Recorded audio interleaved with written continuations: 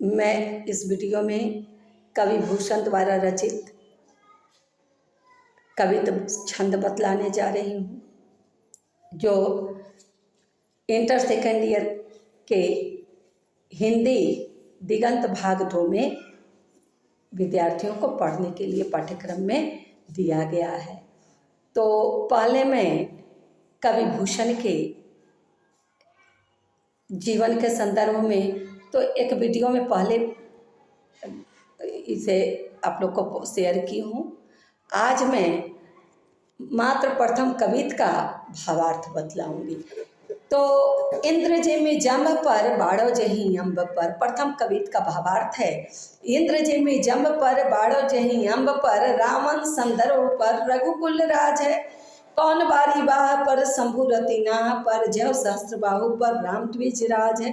दावा द्रुम दंड पर भूषण वितुंड पर, भूषण वितुंड पर जैसे मृग राज है। तेज तम अंश पर कान जिमि कंस पर, देव मलेक्ष वंश पर शेर शिवराज है।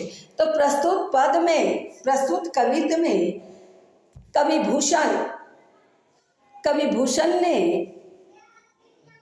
अपने आश्रयदाता छत्रपति शिवाजी के वीरता का गुणगान किया है और उनकी वीरता और उनके पराक्रम की कुछ उपमाएं प्रस्तुत की हैं, जो इस कविता में दिया हुआ है। तो इंद्र जिमि जंब पर बाड़ो जहीं अम्ब पर, कवि भूषण कहते हैं कि जैसे इंद्र का पराक्रम यम पर चलता है, बाड़ो जहीं अम्ब पर, और बड़वा नल अपना पराक्रम समुद्र के जल पर दिखलाता है। अब बड़वा नल कहने पर विद्यार्थियों को समझ में नहीं आए तो मैं बतला देती हूँ कि आग 3 प्रकार का होता है, और भी प्रकार हैं, लेकिन मुख्य रूप में 3 प्रकार मैं बतला रही हूँ। कि पहला दावानल, तो जंगल के आग को दावानल कहते हैं। बड़वानल, तो समुद्र के आग को बड़वानल कहते हैं। और तीसरा जठरानल, जो पेट में आग लगती है तो उसे जठरानल कहते हैं। तो इंद्र जिमि जंब पर बाड़ो जहीं अम्ब पर, तो जैसे इंद्र का पराक्रम यम पर चलता है और बड़वा नल यानी समुद्र के आग का पराक्रम समुद्र के जल पर प्रभाव पड़ता है। रावण संदर्भ पर रघुकुल राज है, और घमंडी रावण पर श्री राम रघुकुल के राजा श्री राम अपना पराक्रम दिखलाते हैं। पौन बारी बाह पर शंभु रति नाह पर, पौन बारी बाह पर शंभु रति नाह पर, पवन अपना पराक्रम बादल पर दिखलाता है। पौन मने पवन और बारी बाह मने बादल। तो पौन बारी बाह पर शंभु रति नाह पर, तो बादल हम लोग देखते हैं कि हवा जो है अपना पराक्रम किस पर दिखा रहा है, बारी बाह पर यानी बादल पर। हवा चलने से आकाश में बादल उड़ते हुए प्रतीत होते हैं। शंभु रति नाह पर, और शिव जी अपना पराक्रम किस पर दिखलाते हैं, तो रति नाह पर। रति नाह का अर्थ हुआ रति के पति अर्थात कामदेव पर, वह अपना पराक्रम दिखलाते हैं। जय सहस्त्र बाहु पर राम द्विज राज है। जिस प्रकार सहस्त्र बाहु पर अपना पराक्रम द्विजराज दिखलाते हैं, द्विजराज सहस्त्र बाहु पर अपना पराक्रम द्विजराज किसे कहा गया है, तो द्विज का अर्थ होता है 2 बार जन्म लेने वाला। जिसका जन्म 2 बार हो उसे द्विज कहते हैं। दांत भी द्विज है, 2 बार जन्म लेता है।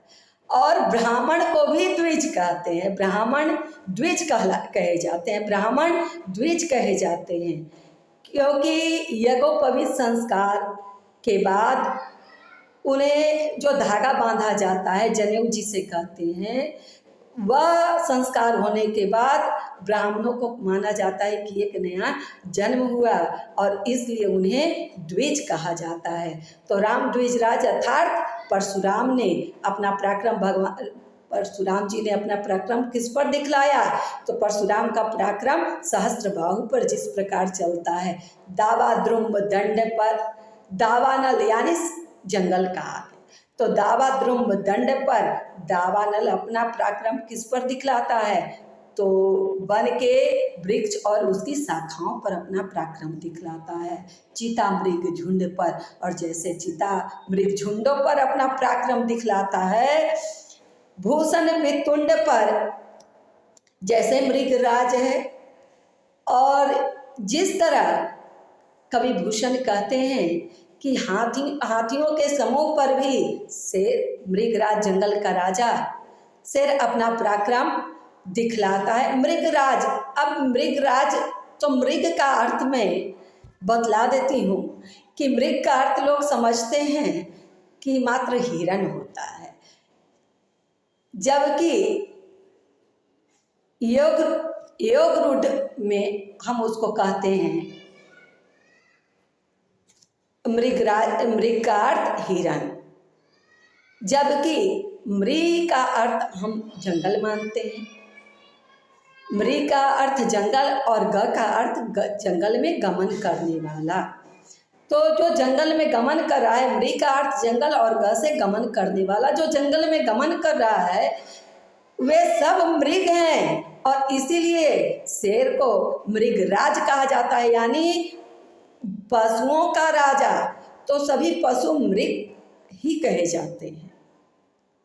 इसलिए मैं बतला रही हूँ कि अत्यधिक लोगों को मैं सुनती हूँ कि मृग का अर्थ माने सिर्फ हिरण ही समझते हैं। वह तो योग रूढ़ में कहा जाता है। योग रूढ़ दूसरे वीडियो में मैं बताऊंगी कि योग रूढ़ क्या होता है। तो भूषण वितुंड पर जैसे मृगराज है, तो कहते हैं कि हाथी पर भी अपना पराक्रम कौन दिखाता है? तो मृगराज दिखलाता है। तेज तम अंश पर, तेज का अर्थ होता है प्रकाश, तम का अर्थ होता है अंधकार, तेज तम अंश पर, काने जिमे कंस पर, तो प्रकाश अपना पराक्रम अंधकार पर दिखलाता है। प्रकाश को आते ही अंधकार भाग जाता है। तो तेज तम अंश पर, काने जिमे कंस पर। और कृष्ण भगवान अपना पराक्रम किस पर दिखलाते हैं? तो कृष्ण भगवान अपना पराक्रम कंस पर दिखलाते हैं। ज्यों सहस्त्रबाहु पर शेर शिवराज है, तो कवि भूषण कहते हैं कि उसी तरह अपने शत्रुओं पर, मलेच्छों पर अपना पराक्रम शिवाजी, शेर के समान अपना पराक्रम शिवाजी दिखलाते हैं।